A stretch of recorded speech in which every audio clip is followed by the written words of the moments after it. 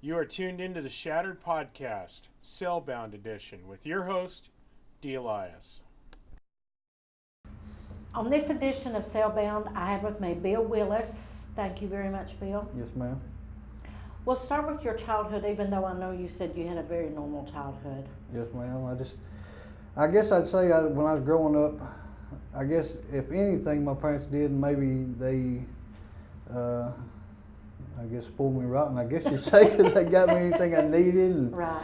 You know what I'm saying? I mean, I had a good childhood, just growing up. I started running around when I was probably 14 or 15, going to pool hall there in Horatio, and Dad would let me drive the Jeep down there, and they'd be there in town. They'd sit there with Calvin Pickett and them, they'd play dominoes and stuff, and me and Chris Pickett and friends, they would go to the pool hall and we'd go shoot pool. It went from doing that to where he'd trust me to leave the house in the ride, and then it got where I'd go off drinking when at the pool hall and stuff, and it went from there to just, we'd go from there, and when I got a little bit older, I probably didn't try, well, I started off smoking marijuana after I was drinking, probably about 16, 17 maybe. And then, because I was running around with Dwayne Taylor, me and him was pretty close. Because at first he was living in Decoy and he moved to Horatio. Well, he lived up by the river, and we'd always go four-wheel riding and stuff up by the river, by the halter holes. And we'd go over four-wheel riding, mudding, just riding around. We'd go to the rodeo, to the fairs. We'd just go do stuff all the time. Well, the first time I ever used any kind of drugs, I guess I was probably 19, 20 on hard drugs. I went to Wright City, went to the fairgrounds over, and they had a big old dance, and I went over with a few friends and was there drinking, and was all pretty lit. Well, somebody pulled out something, put on the hood of the truck, and I snorted me a line, and there's all, hold it in, don't sneeze or you lose your high. I was like, what? You know, they'd all walk around holding their nose, and I didn't know what it was. I was just doing it to fit in at the time. And then it went from there to, I didn't do it again for years. Probably when I was 21, something like that. David Taylor, I got to know him pretty good. Me and him, and me and Dwayne being friends. He was cooking dope at the time, and that's where I got introduced into drugs. I mean, I was working doing mechanic work for him, so he'd need a bunch of vehicles fixed in a short amount of time, so he'd give me some drugs, and I'd stay out there and work on them for weeks at a time, getting 3 or 4 rides and motor put in or whatever it needed done to where he could get them sold. And it just went on from there, and I've been in and out of prison since I was 23, I think, or 24. I was in and out of jail. I've been gone almost my whole kid's life, and I'm 40, just turned 40. How many times have you been to prison? I've been to Bricky's twice, Tucker once, RPF once, and then TVP 4 times. So they call it 8 altogether. And it's all drug related? Yeah, I mean, I'd get high and then I'd have sticky fingers and I'd go steal something that Right. wasn't mine, to either support my habit or just I don't know what it'd be, really just stupid thinking, I guess. Somebody else be looking for something, and then, like my last charge, I stole a truck. Somebody else would need a motor out of, and I just seen it out in the field. It looked like it might work. It wasn't even right, motor or nothing in the truck. I just stole it just to steal it, I guess. Yeah. Didn't even think about whose it was or nothing. Is that why you're in jail now? No, this time I'm in here for a forgery. I had an old $100 bill in my pocket that I got before I went to prison. And I found it had been washed in my pocket and was all falling apart. Well, I thought it was legit, so I took it to the bank and was going to get change for it, agree another 100, and it was a phony $100 bill, so they got me for forgery. Oh. I mean, so, and when I got out of prison, I was doing good for a little bit. And you honestly didn't know it was I counterfeit? honestly didn't know. That's the first time I could actually say I've been in jail and innocent for once. I mean, it's just karma is what I told Chris. I said, but, I like to take this program and get the aftercare because it holds me more accountable than just the... You have structure. Yeah, and the parole. I mean, it's more... Plus, when I got out of prison this time, there's a lot more. There's NA meetings now. See, I did 2.5 years behind the walls down at Tucker. Now there's NAs you can go to, there's CR here, and none of that stuff before when I went to prison was here. I mean, there was no help out there. Exactly. Everybody looked down on you if you was, you know what I'm saying, was a dope head. They looked at you as a dope head. It wasn't worth spending their time on. Marked for life. Right. They just, you know, didn't want to help you, didn't want to have nothing to do. You just want to get you gone. Right.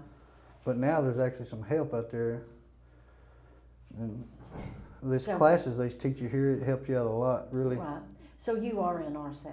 Yes, ma'am. Okay. As far as the RSAT and the programs and services that you go to every day, which ones do you feel help you the most? I'd say the first best one, I'd say the fatherhood. That opens your eyes to a lot of different stuff, like how selfish we are, which me being an addict, sitting back and realizing how selfish I was before this, before I ever did the fatherhood. And then doing the fatherhood, it shows you how even more selfish, you opened your eyes to just little stuff that everybody does, anybody. I'm talking about the best dad in the world could take the fatherhood class and find himself being selfish in some way, or you know what I'm saying? And it opens your eyes to a bunch of different stuff. And then we just started a Bridges to Poverty or something like that. Bridges over poverty, yeah. Yeah, and it's going to be good too. They're just getting it rolling.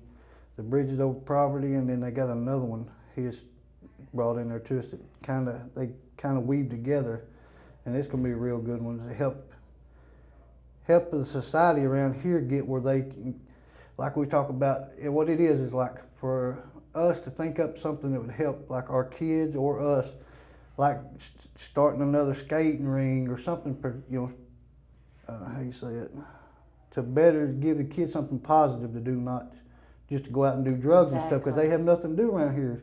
You have to drive almost an hour for them to do any kind of something productive. That's what's sad about us living in a rural area, because there's not a whole lot to do. If you're not fishing, or if you're not into fishing or hunting. Right.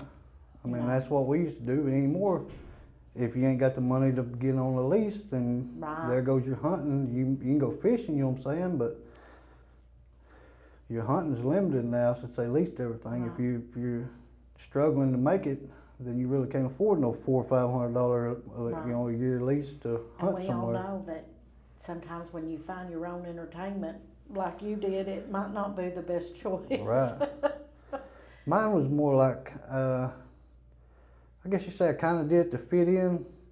At first, went from drinking to fitting in, and then to my using. I'd say I was trying to do it more, not to really to fit in, just because when you do it, you just got tons of energy. You just want to just go, and I could get a lot done doing mechanic work. I can go out there and work for days and have all kinds of rides fixed, make all kinds of money. And I seen it as eventually your body's got to rest. Right, it got from doing it then just to getting to doing it just to do it, I guess you'd say, because really you had to do so much of it, it really was. And now they got so many different drugs out there that's messing these younger, you know, people up that, you know what I'm saying, I mean, I look back and I mean, I wish I'd never sold any drugs or done any drugs around here, because, I mean, all the lives it's messed up. Right.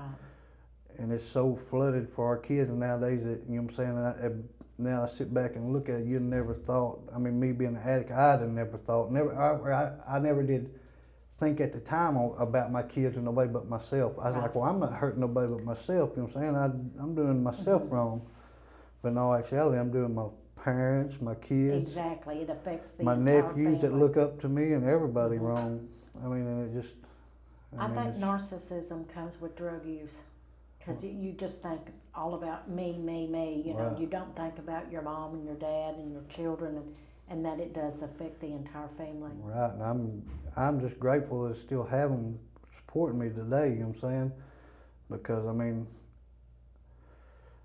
I've done them wrong, and so, I mean, you know what I'm saying, I've stole from them, and I've done them wrong, and somebody that just say and tell them I'm going to change, and they'd help me out, and then I'd not change, and just, I guess you'd say me downgrading our last name, you know what I'm saying, now that I look back at it, is you know what I'm saying, it's I don't know, something I'm working with every day now, I guess, because just You've told your parents, like you just said before, that you'd change and then you wouldn't change. right. What makes this time different? Before I never did. When I told them that, I never did really mean it. I was just, as an addict, you just tell them what you know they want to hear. Right. Just like when you go try to sell dope to somebody, you just sell the drug or whatever they need. You know what I'm saying, or whatever they got you want. You're gonna do whatever it takes to get it. Right. You know what I'm saying? However means you get necessary to do it. I mean, it's just But you're a this time- manipulator, I should say. You know Right. how to manipulate people into Right. doing whatever you want to. Us addicts are the best manipulators you'll ever meet in your life. Exactly. Right. I mean, and it's just, I don't know. It's just, I can't say I can blame all of it on drugs, but yes, I got a big part of it to do with drugs. And I've never had a real bad childhood or nothing like that. Yeah, and most you of just mine, haven't made good choices. right, is my addictive thinking. I would be high when I decided I was going to do this. So yeah, it is a drug, but yeah, it's not. I've never had really a drug charge. I've never been charged with the drugs, but it's all stemmed off of me being high on the drug Right. when I done You it, did because I not couldn't make do it good if I. decisions while you were high. Right, if I wouldn't have been high, I wouldn't have, I guess, been able to get the gumption to do it. Yeah. Because I'd have thought about everything that comes with it, not just, well, they got to catch me first deal. So you graduate in February and Yes, go ma'am. into the 9-month aftercare. Yes, ma'am. What are your plans when you leave here?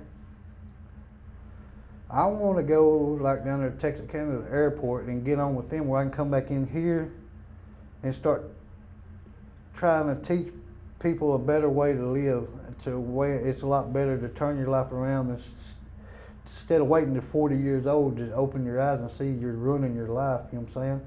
And there's so many, they bring people in here every day that's messed up on, I don't know if they're smoking bath salt or whatever, that just made them go crazy. Right. I mean, And bath salts is like permanent brain damage. right. You know, there's no recovery from That's it. like that Flocka they got, it's floating around here, the Gator, they've been around for months, but they just been diluting it down and giving it to these people. And fentanyl. Right. I mean, it's messing them up bad, and I mean, I hate to see it. And young girls period, it ruins their lives quick. I don't know, something about it. It just, I don't know, it takes them down through there a lot quicker than it does any guy. I don't know how or why or nothing. Sometimes it takes them from looking young and vibrant to an old woman. Right, and Just ages them so quick. And they get addicted to it so fast, and they think they gotta have it, or it's like they're just like, to them it's like they're on the heroin. I guess I ain't never done it, but they say it's something, heroin's something you think your body tells you have to have, or you can't get out of bed, or you're sick or something. Right. And it's the way it does a bunch of these women.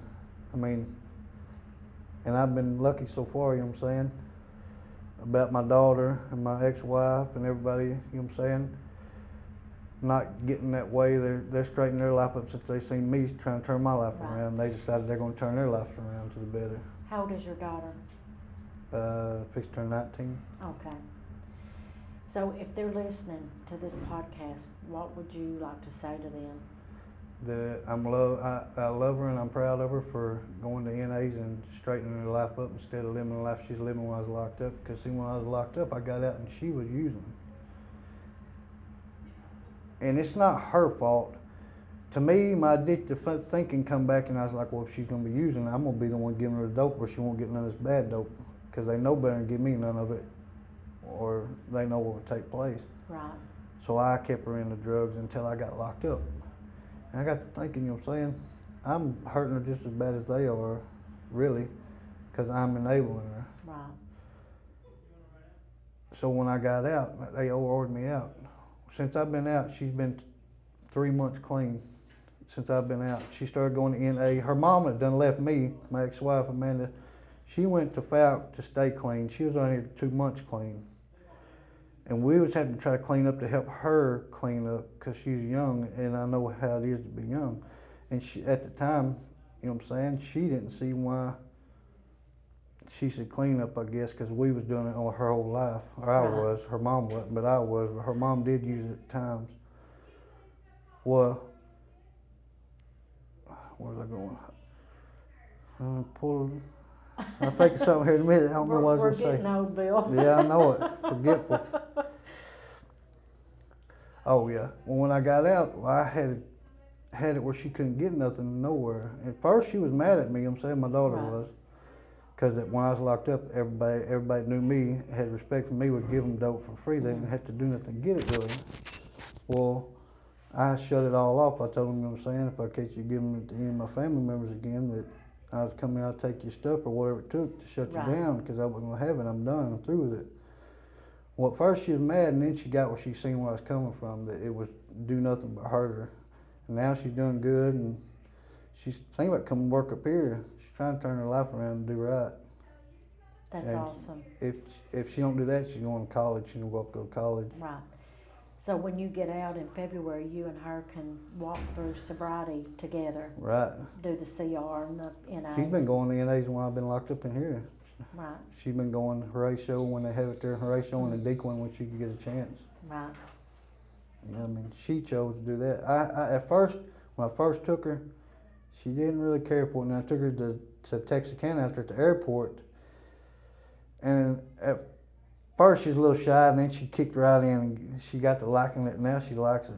She sees that there's help out there for her instead of just, you know what I'm saying? When you say Texarkana Airport, is there a big NA meeting out there? Yes, ma'am. Okay. They come here even if you're on the RSAT program and give you NA, or even if you're in EPOD. They Right. do the NA meetings here. The NA here is good, but like Miss Rita and Joey Reimer and them, Mhm. they're good, don't get me wrong, but Joey's, he's still young to it. He ain't really, I mean, he does a good job, don't get me wrong. But the people at the airport, they got like 35, 40 years Right. clean, and they can give you they can tell you some stories, buddy. Right. And it Powerful. to really open your eyes to, you know what I'm saying? We didn't have no tough life they had, and Right. they struggled a long time with When their you've addiction. got 40 years of sobriety under your belt, that's a big deal. Right. I mean, and it's more people, there's more sponsors there. There's more people where, I don't know, I guess like with Katie, when there's just like 5 or 6 people there, more people you think looking at you and judging Right. you. When there's 50 people there, there's less people looking at you judging you, because there's all these other people you can look at and say, well, at least I ain't as bad as that one. Yeah. You know what I'm saying? Oh, everybody has their own story. Right. Mm. I mean, and I ain't no better than the next one, but when you're new to your addiction and you're trying to get better, that's the way you look at things. Well, at least I ain't as bad as that one. You know what I'm saying? Right. I mean, that's just. So your goal is to give back, to try to get back in the jail, just to help others that hopefully won't go down the path that you went down. Right, that I might could say something that help one of these people out here change their life, keep them sticking a needle in their arm, or you know what I'm saying, eating a capsule that fry their brain or whatever Right. it may be, just something that might help someone turn their life around before they get to my age and your kids are done grown and you done missed all their life because you've been in prison. I mean, and you can't get none of that back. I remember back when first time I got locked up, my daughter, she was like, I don't know, maybe 5 or 6 years old. And she had the little baby keys they got on the key ring, Right. big keys. I was up there in the old county jail underneath the courthouse. She come up there visiting me and she brought her keys up there with me. She said, Daddy, I got my green key. I'm gonna get you out of jail today. It just made my day, you know what I'm Yeah. saying? And this broke my heart, but She still. brought her keys to Yeah. unlock the safe. Yeah, she's getting me out that day. That's like we had a dinner up here the other day, our halfway mark. My little nephew Blake, he come up here and he said, what'd he say? He said, I'm gonna come to cut the fence and get all y'all out. He was just gonna rescue Yeah, he's them. gonna arrest everybody that's in jail. I mean, they just don't know no better. I mean, I just want them to, know that don't be proud of nothing I've done in my life, you know what I'm saying? Well, the to past open is their eyes the to past. They should be proud of you for what you're trying to accomplish right now. Right, And I'm certain your mom and dad are. right. And Blake, he's my little buddy. I take him everywhere when I'm out there. He's my sister's son, and And Riley too when she's there, but he goes everywhere I go. He thinks he got to go to town. If I just had to come up here and take a drug test for 30 days. I was out. He had to come up here and go get a piece of candy and come in here while I took my drug test all the time. He's just something else. He keep you smiling, keep you where you don't want to use. You know what I'm saying? Keep you busy. Right. Exactly. Which my daughter was the same way. I was already high, or that's all I had on my brain at the time was going to get high. At the time, you didn't have your priorities in order. At all. But now you do. Right. I got a different mindset, period, of it all. The way I look at life, period, I guess. I let the Lord in my life and it's opened my eyes to a lot of different stuff. Right. Well, keep doing what you're doing because I see a change in you. I've known you for many years. Yeah. And I think this time will be successful for you. That's what some of the guys back there, well, why do you do that? It's all the same. They're saying, they'd argue, why you go do a podcast? It's all the same things. You just change it up a little bit. We're all dope heads. We started doing dope when we were young, and da-da-da-da. Some people sold more dope. I said, no. I said, I can say one thing different than everybody else could change one person's life, and that's all that matters. Exactly. Everybody has their own unique story. I said, if it's not that, one person could look up to me and not look up to nobody else, and it could change their life. I said, that's all that counts. Exactly. Is, you know what I'm saying? Just that one thing. If you can give back and stop one person, right, it's worth it. And that's what I was telling Chris and them about coming up in here doing the fatherhood. I want to get into doing all that, giving back, because I've took enough. Mm-hmm. 40 years, or 20 years of my 40, I've done nothing but gave these police up here heck and the community. Yeah. And it's getting bad out there. It really is. And I'm an addict, and I can tell you it's everywhere. It's more now than it ever has been. And it's just gonna get worse unless everybody puts his ends together and tries to clean it up. Exactly. It's just gonna get worse and worse. That's what our goal is to make this community a better place to live. At least push it away from here. Right. Because this whole town's going under, really. I mean, it went from having Husqvarna to, you know what I'm saying, where the mission plastic was. EPI. Husqvarna moved, EPI moved. It's getting where the only things here is Pilgrims almost. That's I mean, right. and it's just Fred's went under. Everything's just steadily going under not because of y'all, because of us. We're sending all our money to the dope, and they're sending it to Mexico or wherever, or we're taking over to the casino, and we're not having it circling here in this community. It's steadily going out and none coming back in, and we're gonna have to fix that somehow, or this place ain't gonna be nothing but a hole here, really. And that's what the poverty bridge over poverty, or whatever it is. That's what tries to teach you is about. Is we need to all come together, right? All come together and come up with something that we can start our kids doing besides, you know what I'm saying, just going and getting drunk or getting high. We have to start somewhere. Right. And that's what we've been talking about in class. Very good. Thank you so much, Bill, for coming today Yes, ma'am. and giving your testimony. I wish you all the luck in the world. Thank you.